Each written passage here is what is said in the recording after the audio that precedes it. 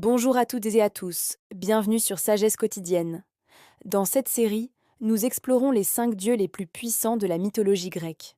Après avoir découvert Zeus, le roi des dieux et maître du ciel, aujourd'hui nous plongeons dans les abysses pour parler de Poséidon, le maître des océans.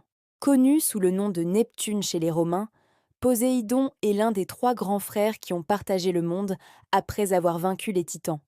Il est le fils de Cronos et de Rhéa, et donc le frère de Zeus et d'Hadès. Selon la légende, quand les 3 frères ont tiré au sort les domaines du monde, Zeus a obtenu le ciel, Hadès les enfers, et Poséidon a hérité des mers et des océans. Mais son pouvoir ne s'arrête pas là. Il est aussi le dieu des tremblements de terre, des tempêtes et même des chevaux, qu'il aurait créés en frappant le sol de son trident. Parlons de ce fameux trident, son symbole emblématique. Forgé par les Cyclopes, cette arme à 3 pointes lui permet de contrôler les eaux. Avec elle, il peut calmer les mers ou, au contraire, déchaîner des tsunamis dévastateurs. Imaginez un peu la fureur de Poséidon, un simple coup de son trident, et les vagues peuvent engloutir des navires entiers et même des cités côtières. On comprend pourquoi les anciens Grecs, un peuple de marins, le vénéraient et le craignaient à la fois. Ils lui offrirent de nombreux sacrifices pour tenter d'apaiser sa colère, connu pour être aussi imprévisible que l'océan. Parmi les mythes les plus célèbres impliquant Poséidon, il y a bien sûr sa rivalité avec Athéna pour le patronage de la ville d'Athènes. Pour séduire les habitants, Poséidon frappa le sol de son trident, faisant jaillir une source d'eau salée, un cadeau symbolique pour les marins.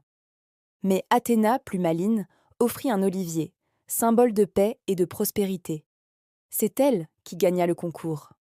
Furieux de cette défaite, Poséidon inonda la région, et il fallut l'intervention de Zeus pour calmer les choses. Cette histoire montre bien son tempérament colérique, souvent comparé à la mer elle-même. Calme un instant, puis déchaîné la seconde d'après. Une autre histoire fascinante concerne sa descendance. Poséidon est le père de nombreux héros et monstres. Avec sa femme Amphitrite, une Néréide, il règne sur un somptueux palais sous-marin. Mais il a aussi eu de nombreuses aventures, comme avec Déméter, qui donna naissance au cheval divin Arion, ou encore avec Méduse, dont l'union engendra le cheval ailé Pégase et le géant Chrysaor. Et n'oublions pas son rôle crucial dans l'Odyssée d'Homère.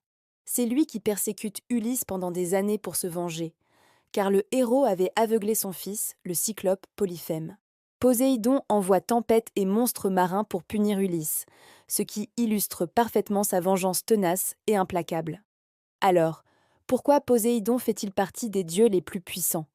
Son contrôle absolu sur les océans, qui couvrent la majeure partie de notre planète, en fait une force primordiale de la nature. Dans la mythologie grecque, il représente les éléments les plus sauvages et imprévisibles, rappelant constamment aux humains leur vulnérabilité face à la puissance des flots. Aujourd'hui encore, son image continue d'inspirer de nombreux films, livres et jeux vidéo, comme dans la saga Percy Jackson où il est le père du héros. En résumé, Poséidon n'est pas seulement le maître des océans, il est le symbole de la puissance brute et de l'instabilité des éléments. Après Zeus, il occupe sans conteste une place de choix parmi les dieux les plus redoutables de l'Olympe. Si cette vidéo vous a plu, n'hésitez pas à liker, commenter et vous abonner pour ne pas manquer la suite de notre série sur les 5 dieux les plus puissants. Notre prochain épisode sera consacré à Hadès, le mystérieux seigneur du royaume des morts. À bientôt sur Sagesse quotidienne.